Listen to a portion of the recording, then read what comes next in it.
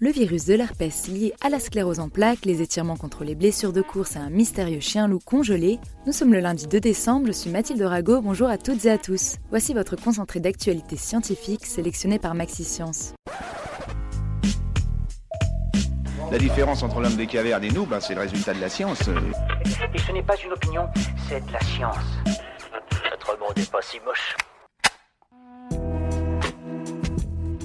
Et si la sclérose en plaques était liée à une variante du virus de l'herpès? Les causes de cette maladie affectant le système nerveux sont encore méconnues. Mais les chercheurs sont sur une piste. Le sang de personnes atteintes a été analysé. Il s'est avéré qu'elles étaient toutes infectées par la même souche, HHV6A du virus de l'herpès. Cette variante ne provoque aucun symptôme, elle est toutefois capable de pénétrer dans les cellules nerveuses, d'où les soupçons de lien.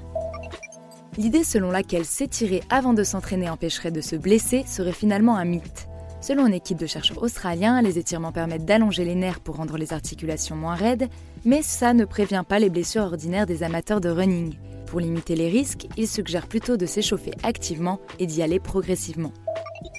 Ils laissent les scientifiques de plus en plus perplexes. Un mystérieux chien-loup, retrouvé l'année dernière congelé dans le permafrost sibérien, leur donne du fil à retordre. Ils avaient déjà pu déterminer l'âge de la bête, 18 000 ans, mais les chercheurs sont incapables de déterminer si c'est un chien ou un loup. Parmi toutes les races canines du monde, ils n'ont pour l'instant trouvé aucun ADN concordant.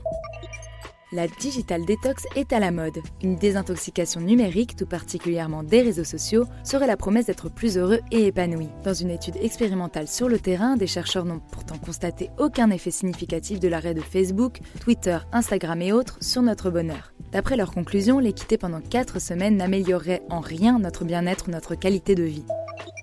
C'est tout pour aujourd'hui, merci pour votre fidélité. Pour en savoir plus sur les news du jour, n'hésitez pas à consulter le site de Maxi Science. On vous dit à demain pour de nouvelles actualités scientifiques. Voilà. Il ne reste plus qu'à vous remercier de votre attention.